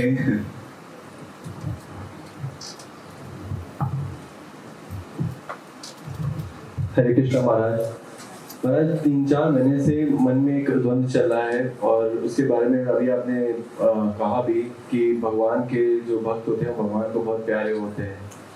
लेकिन महाराज, जैसे मैं इस्कॉन से 4-5 साल से जुड़ा हूँ, हर किसी महाराज का लेक्चर सुनता हूँ, और मैं आपसे क्वेश्चन करता हूँ गुरु महाराज की जय पताका स्वामी महाराज के बारे में, कि वो इतने लंबे समय से एक बीमारी से जूझ रहे हैं, क्योंकि वो प्रभुपाद के बहुत फेवरेट थे, बाकी गुरु महाराज के बहुत फेवरेट हैं, और वो बहुत भक्ति प्रचार बहुत अच्छे से किया, लेकिन उनको इतना कष्ट क्यों मिल रहा है? उनके इतना प्रॉब्लम्स में वो क्यों हैं, जब वो भगवान के लिए इतना प्रचार कर रहे हैं, करते हैं? तो ये क्वेश्चन है महाराज। Thank you. Next question. पांडवगण भगवान के भक्त थे, बहुत बड़े भक्त थे, उनको क्यों इतना परेशानी, इतना तकलीफ उठाना पड़ा? एक विचार ये है कि भगवान अपने भक्तों को मुसीबत में डालकर दिखाते हैं भगवान उनको कैसे रक्षा करते हैं। ऐसा भगवान कैसे रक्षा करते हैं। ऐसा नहीं कि भक्त बनने से बस जिंदगी मस्ती में भर जाएगी। भक्तों को भाई ऐसा लगता है मुसीबत होता है, लेकिन उसके द्वारा भक्त प्रभावित नहीं होते। पांडव में वन में गए थे, महाभारत जब पढ़ते लगता है कि उसको मुसीबत हो रहा है। मुसीबत आया, लेकिन मुसीबत उनको प्रभावित नहीं कर पाए। जहां भी जे एक कारण ये भी था कि साधुगण उस समय जंगल में रहते थे, इसलिए रामचंद्र वन में चले गए कि साधुओं को संग देने के लिए। वैसे ही पांडवगण वन में गए थे साधुओं को संग प्राप्त किया। जयप्रदा महाराज ऐसे लगता है इनका उतना ये हो रहा है, बल्कि ये देखना पड़ेगा कि इतना मुसीबत जैसे लगता है, इतना होने से भी उनके द्वारा उन्होंने क्या प्रभावित हुआ है? नहीं, प्रचार कर सकते हैं।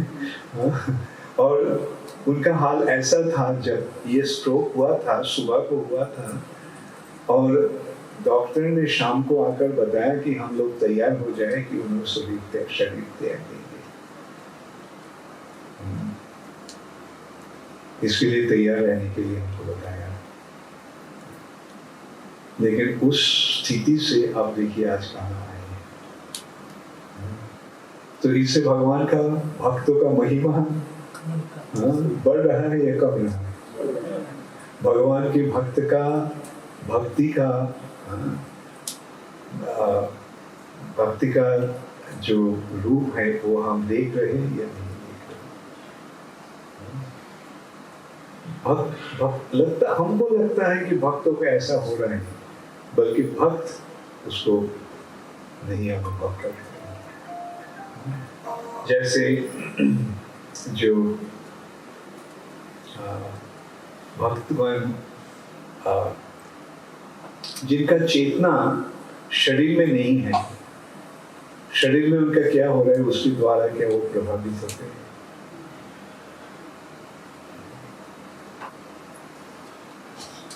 और एक विचार ये भी सोचना चाहिए कि गुरुजी मेरा कर्म ले रहे हैं और मेरे नाते गुरुजी को कष्ट हो रहा है, इसलिए हमको ऐसा काम नहीं करना कि ताकि गुरुजी को उसको बहुत। ये भी और एक विचार है कि जयप्रदा ने जितने सारे शिष्य बनाए हैं, तो उसके लिए भी हम लोग तो कहते हैं इतना मत बनाएंगे शिष्य, क्योंकि रोकता नहीं, वो सोचते हैं ये प्रभुपाद की सेवा है। बल्कि असल में और बात यह है कि जयप्रदा हमारी की तबीयत और अब अच्छा होने वाला। All right.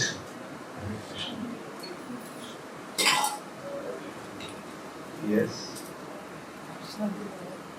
Take the mic so that everybody can hear you.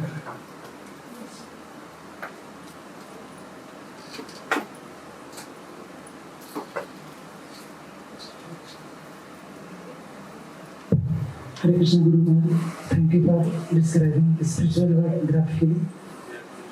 Guru Maharaj, मेरा प्रश्न ये था कि कल आपने बताया था कि 5 तरह की चेतना होती है, और मैंने पहले सुना हुआ है कि जैसे 84 लाख योनियाँ हैं, उसमें से जो 4 लाख योनियाँ हैं वो मनुष्य की हैं, और उन 4 लाख योनियों का जो बांटा गया है वो उनके चेतना के आधार पे।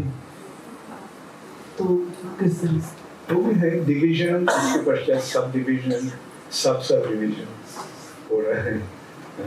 बल्कि असल विचार कल जो मैं बताया था, मनुष्य का जो चेतना है वो कली के साथ उसका कंपैरिजन हुआ है। जैसे जो ये हैं बूझे हुए हैं, संकुचित, उसको जब खिलने का संभावना रहता है वो मनुष्य में है, जानवर में नहीं है। जानवर को चेतना जो है वैसे ही है, चाहे एक कुत्ता ही भी हो या बंदर भी हो या कीड़े भी हो, उसका चेतना विकसित नहीं होगा, बल्कि मनुष्य में चेतना का विकास करने का आवश्यक है। ओके, लेकिन उसमें भी और फिर इस चैतन्य चरितामृत में इसका वर्णन हो रहा है। मनुष्य में भी विचार ये है, एक है असभ्य, असभ्य, अर्ध सभ्य और सभ्य, जो जिसमें सभ्यता का कोई प्रकाश नहीं है, जो सभ्यता में नहीं है, वो है असभ्य। जैसे जंगल में रहते हैं जो लोग। और एक अर्ध सभ्य, सभ्यता का क्रम ऐसे होता है कि जो भगवान के बारे में बैठकर सुन सकते हैं, वो है सभ्य। बड़े बड़े मकान में रहने से ही सभ्यता का ये नहीं है, दृष्टांत नहीं है। जो भगवान के बारे में सुनने के लिए तैयार है और समझते हैं, वो है सभ्य।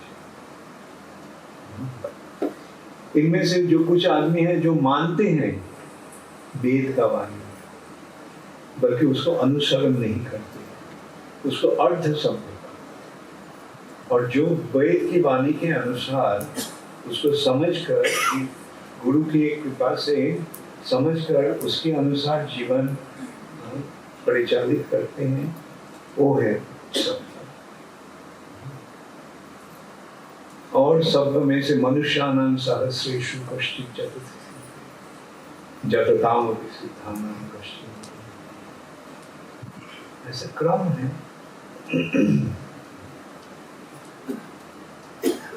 You have a question? Hare Krishna Maharaj. My question is, what is the fastest way to increase more devotion and love toward Krishna? What is the fastest way to develop love for Krishna? Become completely absorbed in Krishna consciousness. That's the fastest way. The fastest actually is not a question of fastest or slowest way. But what matters is the sincerity, how sincerely you are practicing the process. If you are sincere in your studies, when you sincerely study, what is the result? And when you don't take your studies sincerely, then what is the result? Similarly in spiritual life. The fastest way is become absolutely sincere in the practicing the process, chanting your lines. Right? Don't let your mind go anywhere. Read proper books. And whatever you're reading, whatever you're understanding, apply it in your life. Preach. So when you do all these things, then automatically it will. Alright? So, 100% sincerity. Very good. So you'll reach fastest.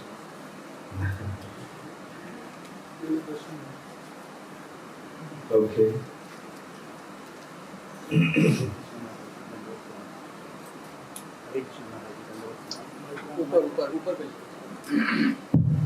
Hare Krishna Maharaj.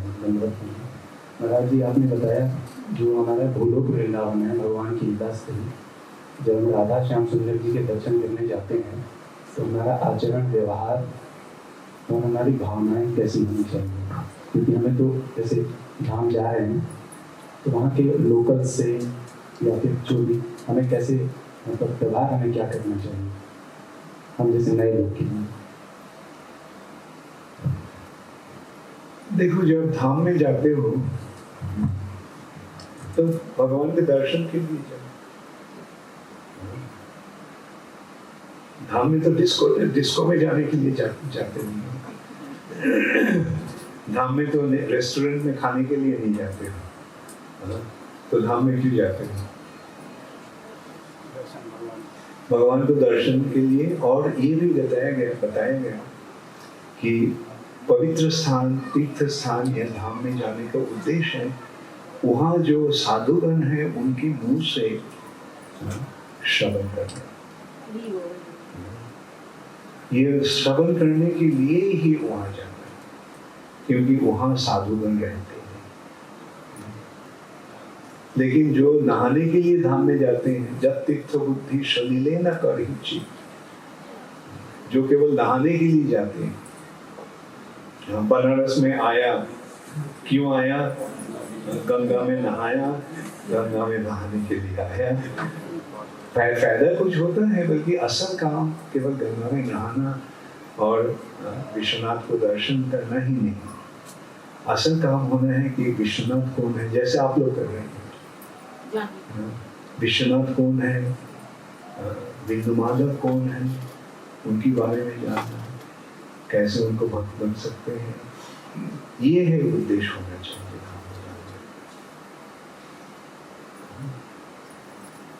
Okay, there are quite a few. Just ask the question. हरे कृष्ण महाराज जी।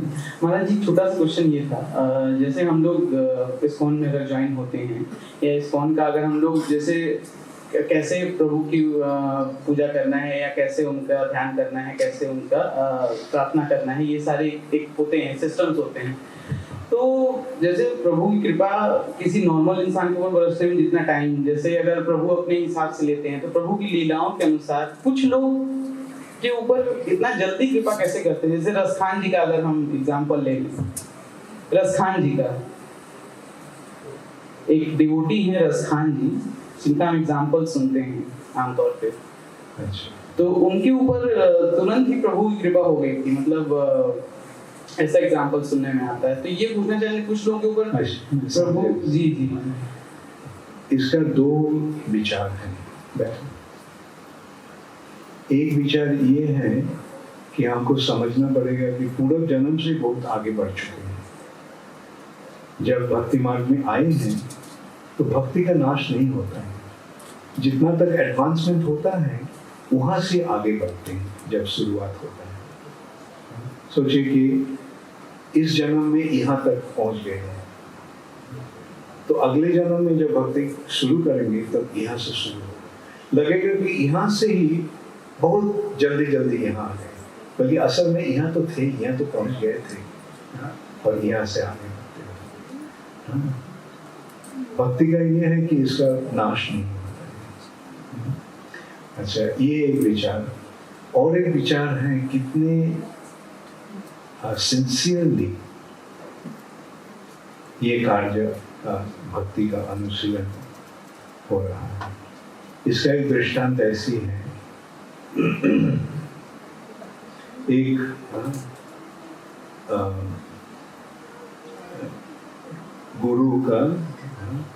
गुरु ने अपना शिष्य उपमन्यु को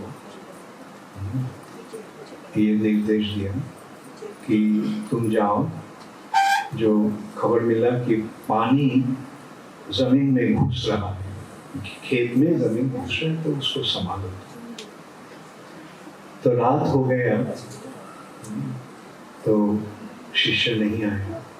धौम ऋषि पूछा और शिष्य ने को क्या हुआ, उपमन्यु को क्या हुआ, नहीं आया। तो बोले आप जो उनको भेजा था खेत में संभालने के लिए, वो तत्पश्चात वो तो वापस नहीं आया। रात हो गया था, गुरु वहां गए, चलो क्या हुआ, तो क्यों नहीं वापस आया? तो आप थोड़ा बैठ जाइए, हम खत्म करने वाला है।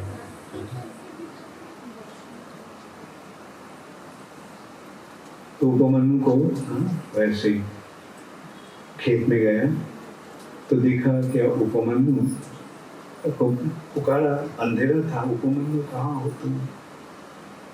तो उपमन्यु बोला गुरुजी मैं खेत संभाल रहा हूँ। कैसे खेत संभाल रहा हूँ? पानी तो घुस रहा था, उसको मैं रोक नहीं पाया, तो मैं वहाँ सो गया, सोकर पानी को रोक रहा हूँ। तो गुरुदेव उन पर इतना प्रसन्न हो गए ब्रह्म ऋषि, तो उनको आशीर्वाद किया, चारों वेद और सारे शास्त्र तुम्हारे हृदय में प्रकट हो जाएंगे। बस तो मतलब ऐसे जब हम हार्दिक भावना लेकर भक्ति मार्ग को अनुशीलन करते हैं, तब उसके अनुसार हमको फल मिलता है। ठीक है, there is another question here.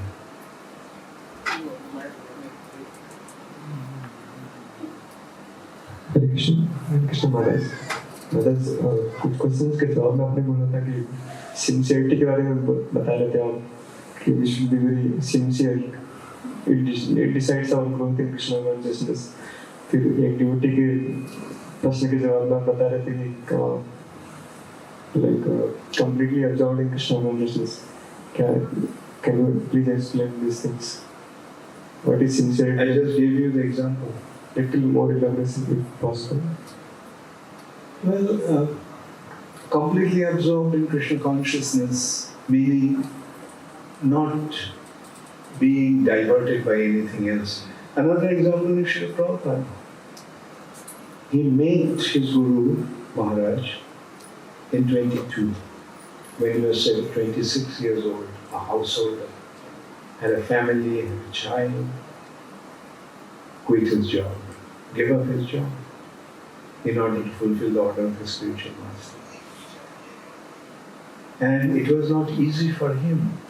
He thought that he would run a business, but he was not successful in his business.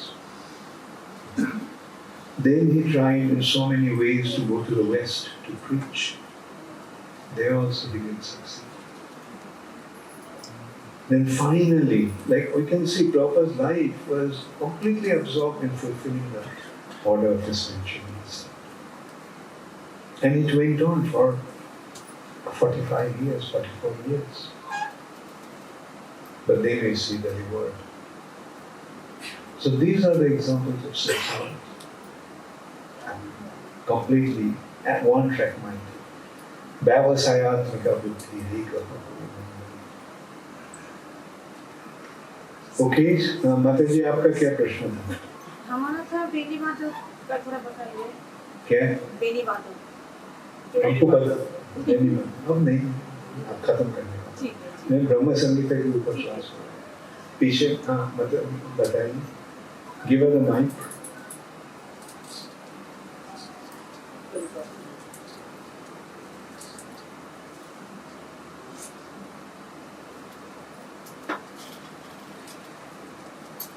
हरे कृष्ण महाराज। आपने जैसे हिंदू धर्म के बारे में बताया कि हमको जो ज्ञान मिला है, तो इस्कॉन में आके और अभी ये ज्ञान सुन के पर हम उसको एक तो प्रचार ऐसे करें कि जैसे हम ऐसे नहीं सोचे कि हमको सब कुछ पता है इस्कॉन में आके, या तो वो एटीट्यूड नहीं हुए और हम उसको सामने किसी को भी बताए, वो हम्बली प्रेजेंट करें और खुद के मन में भी ऐसा नहीं सोचे कि इस्कॉन में आके कृष्णा पता है तो हमको सब कुछ पता है। तो वो हम कैसे करें, नम्रता से हम कैसे इसका करें प्रचार? सिर्फ बताओ सबको कृष्णस्तु भगवान स्वयं और हरे कृष्ण महामंत्र इस कलियुग का धर्म है। पर हमारा एटीट्यूड इंटरनली आल्सो हम उसको कैसे चेंज करें कि मतलब it should be humble and not think ourselves better than others. Well, you have to present accordingly, like wherever you are presenting, to whom you are presenting accordingly. ऐसे देखना कि किसके साथ कैसे बात करना चाहिए। जो सुनेंगे उसको सुना, जो सुनना नहीं चाहते हैं। लेकिन हमको हमारा मन में ये सही भावना रहना चाहिए कि श्रील प्रभुपाद जो दिया है ये है वेद की असल निर्मल वाणी, इसको ही अपनाना चाहिए और इसको ही प्रचार प्रसार करना चाहिए। और लोग क्या कर रहे हैं, क्या करेंगे, ये कलियुग का ये स्थिति है ऐसा, किसी को पता नहीं है क्या कौन है क्या। जैसे देखो ना हाल कैसा है, महाराष्ट्र वाले सोचते हैं गणेश ही बनो, दक्षिण भारत में जाओ मुरुगन भगवान, बंगाल में जाओ काली भगवान, ऐसे सब अपने अपने विचार के से करते हैं और धर्म नहीं मान रहे हैं, सब क्या बोलेंगे, सब फंक्शन बनाते हैं। गणपति पूजा क्या है, बड़े function.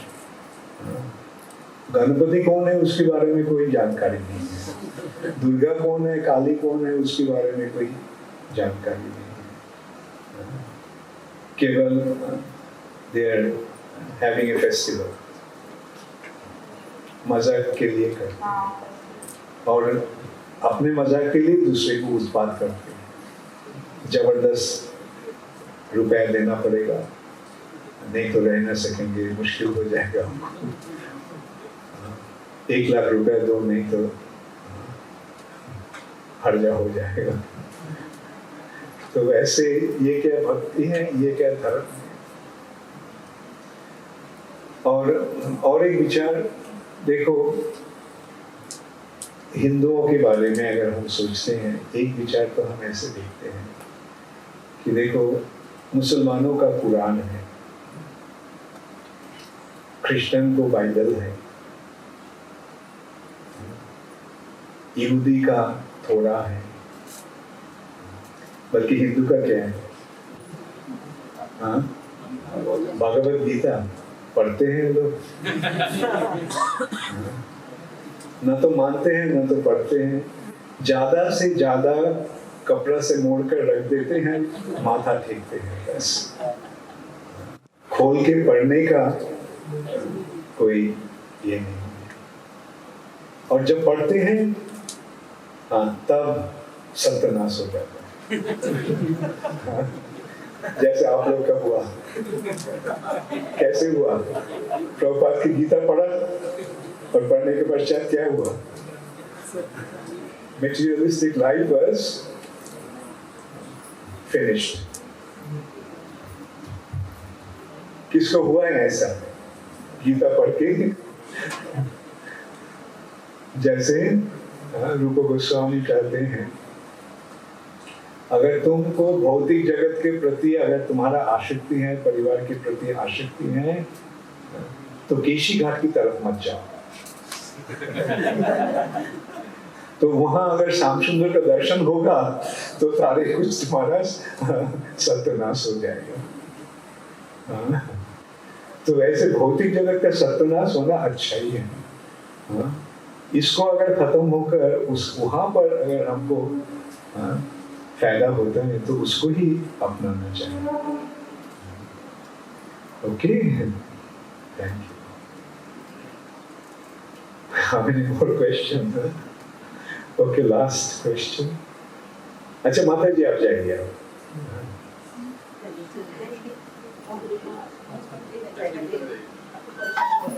Make some room for her to go.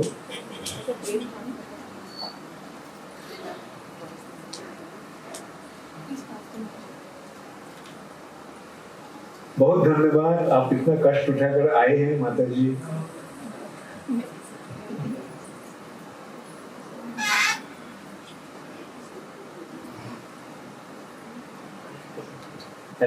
Thank you for your time. Maharaj, as we hear that in traditional gurukuls, like whenever there was spiritual master used to give personal instruction to each every disciple, and thus the disciple used to follow and he used to grow in spiritual life. But when we see in modern ISKCON scenario, then to get a personal instruction from spiritual master is little difficult many times. So how we can see to get the personal instruction from spiritual master is not at all difficult, because in ISKCON Srila Prabhupada is the spiritual master, and his books are there full of instructions. So read Prabhupada's books and become engaged in devotional service in ISKCON. That's the arrangement that Srila Prabhupada. And all the gurus in ISKCON, both Shiksha Guru and Diksha Guru, are simply presenting Srila Prabhupada's instructions. You get the point? So is it difficult to get the instruction of the spiritual master? If you have any difficulty, you can ask. If you cannot ask your Diksha Guru, you can ask your Shiksha Guru. There are so many Shiksha Gurus, so many senior devotees who can actually explain to you. There are many gurus in ISKCON, but they all are functioning under the authority of Srila Prabhupada.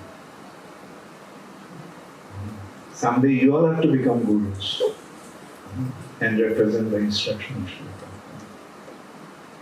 Alright? Ready? Thank you. Hare Krishna. Okay. Hare Krishna. Give him the mic.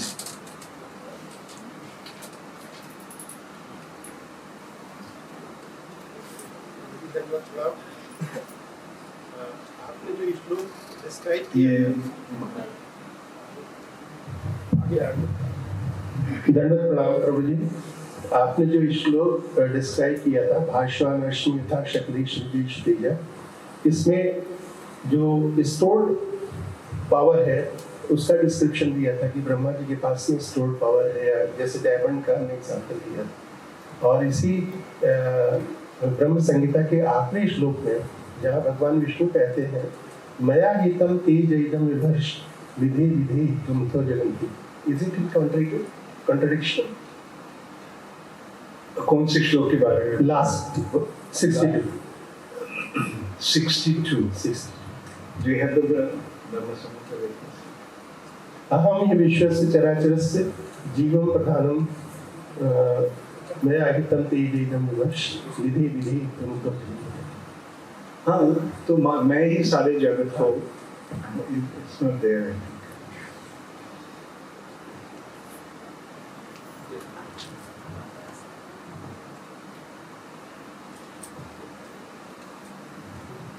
Anyway, the thing is, the point is that in one hand the jiva has his capacity.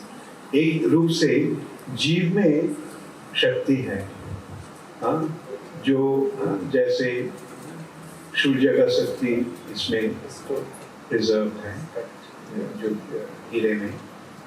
तो एक विचार से जीव में क्षमता है, लेकिन सारे कुछ भगवान के निर्देश की और भगवान की प्रभाव से ही हो रहा है, ये कॉन्ट्रडिक्शन नहीं है। और ठीक है, अब ये श्लोक हम थोड़ा देख लेते हैं। अहम ही विश्वस्य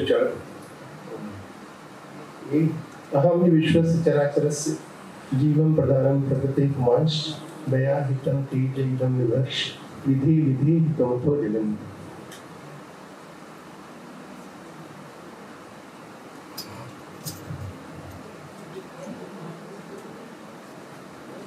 I told you, keep some Brahma Samhita here. We are giving a seminar on Brahma Samhita, and there is no book on Brahma Samhita.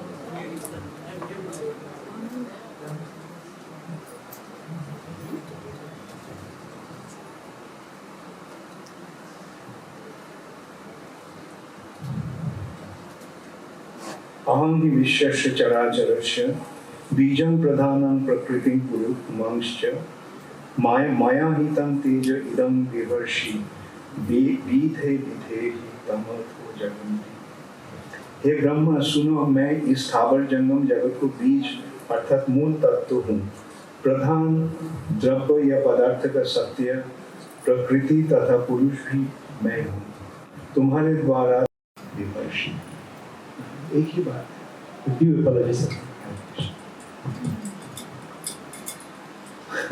Okay, last question. Yeah.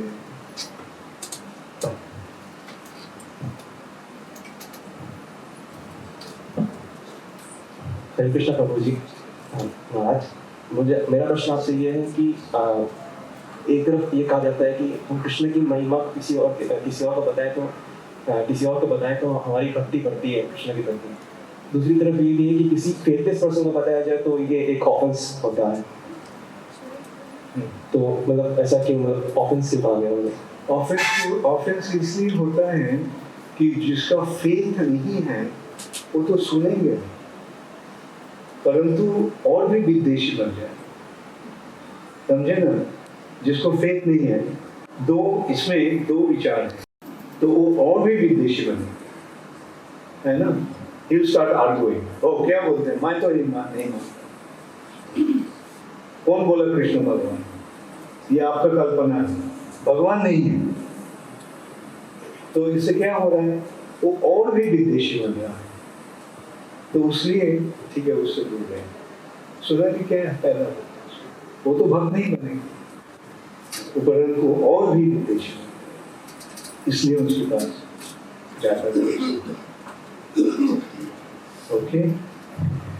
Okay, so let's finish our program with a little kirtan.